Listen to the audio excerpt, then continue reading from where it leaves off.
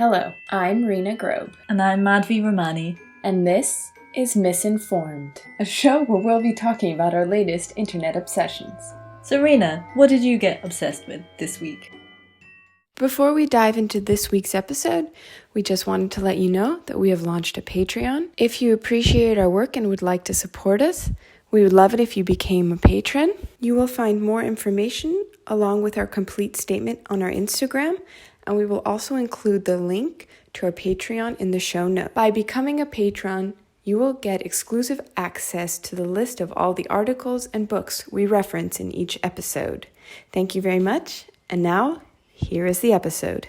I don't know if you guys all saw, but two German TV hosts called Joko and Klaas released a video on ProSieben called Männerwelt, which in English is Man's World or A Man's World. I have to admit that I'm not all too familiar with Joko and Klaas. I know who they are, but I've never really seen their TV show, and I don't fully understand why ProSieben just gave them 15 minutes to do whatever they want. I'm also very curious to know what exactly the stipulations were to this. Could they really do whatever they wanted, or were there some things where ProSieben would pull the plug? Very confusing, but nevertheless, they got their 15 minutes. And what they decided to do with it was they decided to make a video about sexual harassment online. And in this video, they have a series of women ranging from journalists to influencers to TV show hosts, leading us through sort of like a museum of dick pics and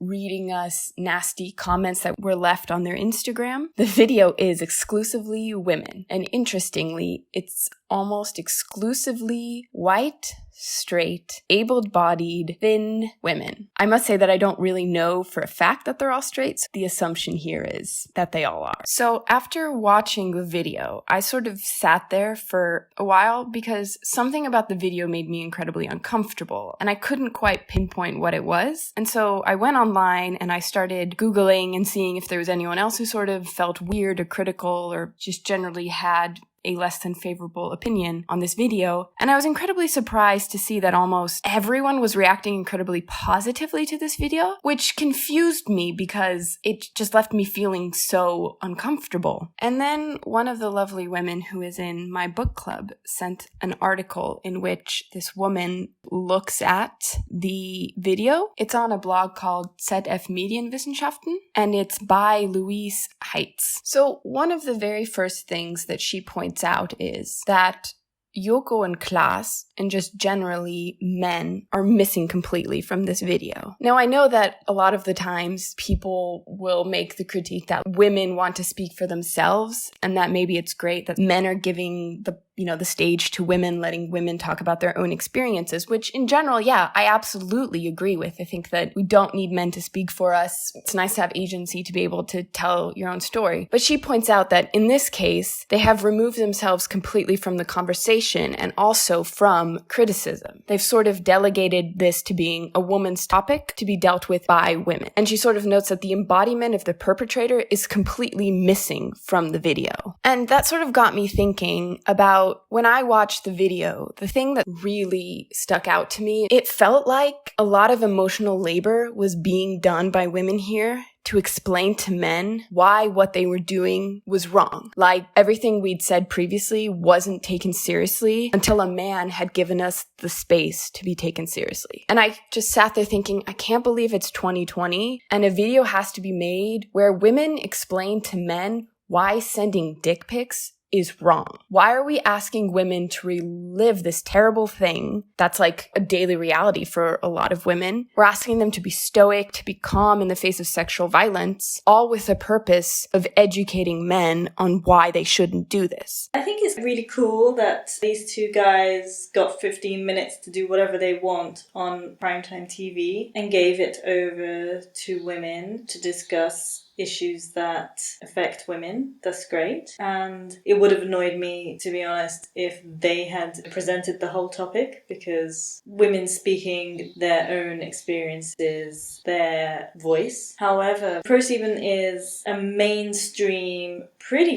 sexist channel. There are a lot of problems with a lot of things on ProSieben. As is pointed out in one of the articles, they send women to test water slides in tiny bikinis and this kind of stuff. So it's pretty mainstream, sexist. So the show felt like it was talking to a very male audience or a mainstream audience. Because for women, I mean, we know that we get dick pics. We know that it's scary walking home at night. We know that we can get touched or abused or just reduced to our bodies and verbally abused online all the time, every day. So it felt like it was highlighting the issue for maybe men who don't realize what women's realities are, but also was presented in a way that was so kind of removed. It presented the statistics, for example, that every second woman in Germany, so half of women, have experienced sexual assault or abuse in some way, which is a shocking statistic. But I think most women, especially after Me Too happened, and all the hashtags I saw at that time was just Me Too, Me Too, Me Too from almost every single woman I knew. For women, we know this and we live it. And so it was interesting that it was highlighting this issue, but it felt like the whole thing was maybe for men who didn't know that their behaviour sucked. It was a little bit like pull-out culture in a way, or public shaming that we talked about last week. So you get these ridiculous text messages from men who are like, hey, you wanna fuck? And the woman is like, no. And then they're like, oh, you're a dirty whore anyway, and I'm gonna rape you or something. And when you read out these text messages just in this straight way, you're like, wow, that's totally unacceptable, and maybe men can see just what women face on a daily basis. No, I mean, I completely agree with what you're saying. This video, the platform that it aired on, I don't want to make any sort of assumptions or generalizations about the people that watch ProSieben, but I'm assuming that they're not reading feminist literature and engaging in critique of a patriarchal society. But it did just kind of feel like, did you not see Me Too happening? It was confusing because was it not enough for women to tell you how much their daily experience sucks? Did you really need another man to explain it to you? And maybe they do. Maybe the effects of living in a patriarchal society is that these men don't value women's opinions or don't take them seriously until a man tells them, which that's a whole nother problem. I can kind of see how the video potentially could reach men who until now haven't engaged with this, which seems crazy to me, but then again, I live in a very different world. But as a woman watching this, I just was disappointed that that's what it takes. The journalist Anne-Sophie Keller wrote a really wonderful Facebook post about this, and she ended it with the words, way too fucking little, way too fucking late. And that sort of summarized how I felt about the entire thing from a perspective of a woman watching this. And she goes on to point out in her post that a society that closes their eyes to the horrors that women experience on a daily basis and only then listen when two cool mainstream bros, as she calls it,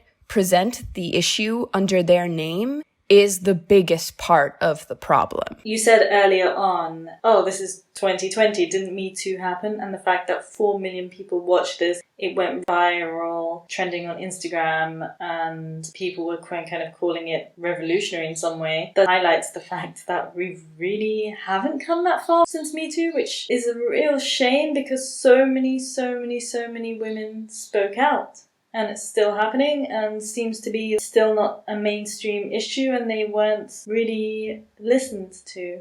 I also found the way that it was presented to be problematic's the wrong word, but it made me feel uneasy. Like I cringed at it. The fact that it's presented like a horror movie, like it's kind of like a haunted house. It had this really scary atmosphere to it. In case the men watching this don't realize this is supposed to be a bad thing, being a woman isn't scary enough. We have to make it super obviously scary so they don't miss it. And then I was really annoyed at the fact that, like I mentioned at the beginning, save for one, all of them were these like pretty young, thin, able-bodied white women. And it annoyed me because it felt like Yoko and Klaas are aligning themselves with a very specific type of feminist, like a digestible version of feminism. There are no disabled women, there's no trans women, there's no fat women. It's the type of feminism that still fits into the sexist idea of what a woman should look like. And this isn't a critique of the women themselves, because they have the right to look however they want, but you can tell that they were all very strategically and specifically chosen to be in the video. They're all pretty, they're all beautiful, And yeah, you can make the argument, okay, that these are women in the society that have a platform, but who do we choose to give a voice to?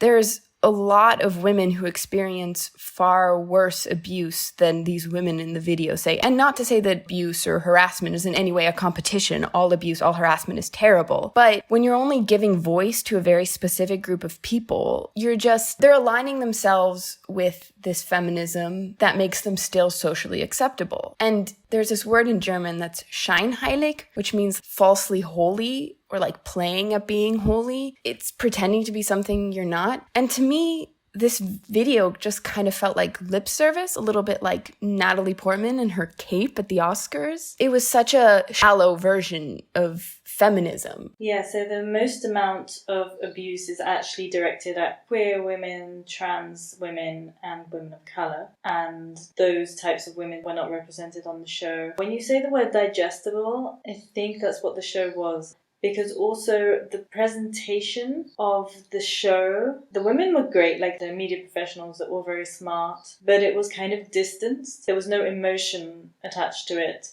There was no real body attached to it, if you know what I mean. So they had these great statistics, but how do you make people feel the statistic?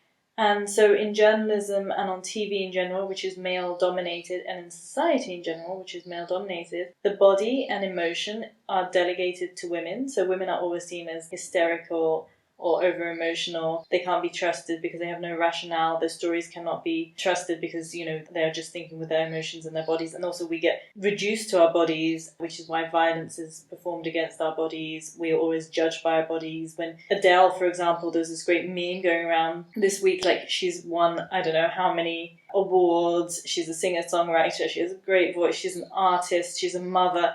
And all anyone focuses on now is the fact that she lost a load of weight, because how can a woman be anything else apart from her body? But there is something strange about the way all of mainstream culture and journalism works. It tries to present everything in a kind of cold, objective way. And trauma is not that. Trauma is messy, and you have to feel it.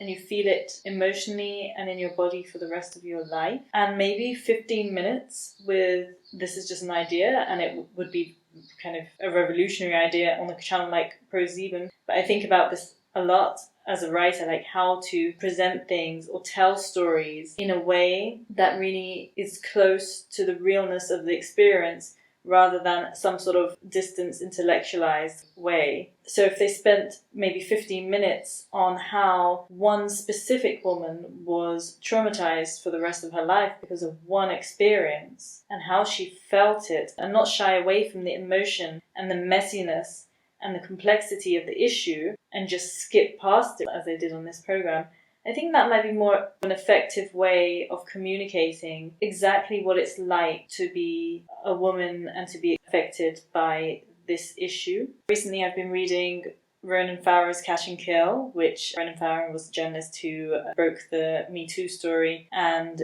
his sister accused his father, Woody Allen, of touching her at a young age.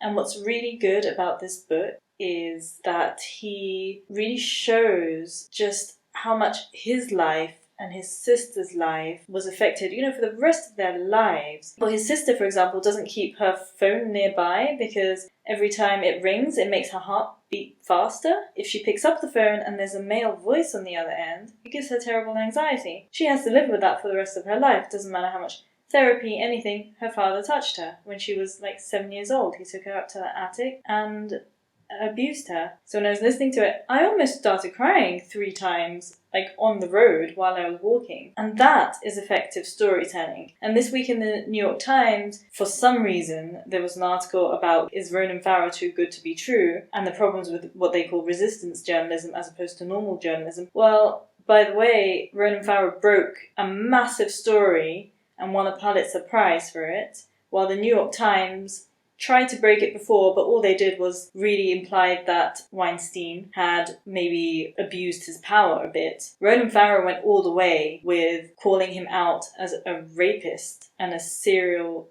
sexual abuser and out on sexual assault. So that's just petty. I think we should examine the way that stories are told, because the mainstream media is dominated by men, and the way that things are presented are in this very kind of cold, rational way, or rational, I mean, it's an illusion of rationality, or like some sort of way that is not very good or very effective. You draw attention to something really important there. Who is worth listening to? What types of stories are worth being told and heard? And when is it okay to talk about things? Because you say the New York Times didn't break the story or didn't go all the way with the story, sort of did a very surface level critique because there wasn't a big movement behind it. Ronan Farrow, on the other hand, was incredibly emotionally invested in this, so he just fucking dove in, right? He's like, taking this sucker down. And that's sort of the same thing here, isn't it? Women have already done the emotional labor and the emotional work of, through Me Too, of talking about how all of this sucks. So there's already a large base of media to sort of back up this video. So when they did it, it was, oh, okay, it's okay for us to critique this now.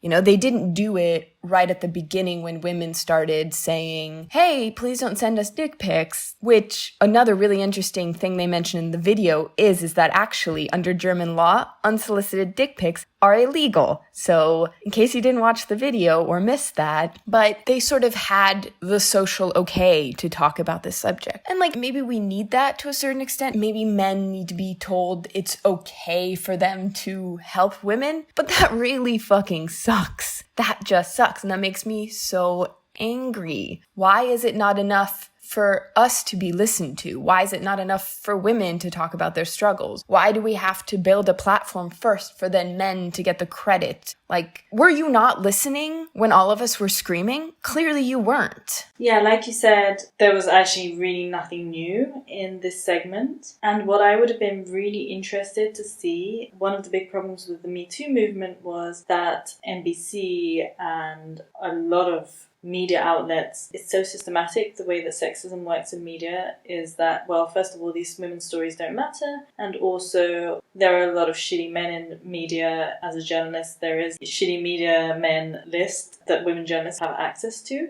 and they're still working in a lot of news organizations, so you just know who is kind of a good guy and who is not. And what would have been interesting, since it was supposed to be Joko and Klaus against media, is if they highlighted the institutional sexism within media, or also examined their own behavior and critiqued their own behavior. But instead, they chose to just do something quite, well, already done, and nothing new. If they really wanted to do some work around it and examine the issue properly and use their 15 minutes probably to induce more of a structural change, which is what we need in order to get more women's stories presented in a more effective way, would be to actually go ahead and examine themselves and examine the structures of the media companies that they work for. What they absolutely didn't do is, like you said, acknowledge the structures that sort of allow this to happen, right? They put the blame on the common man, who are the ones writing the hateful commentaries and sending the dick pics,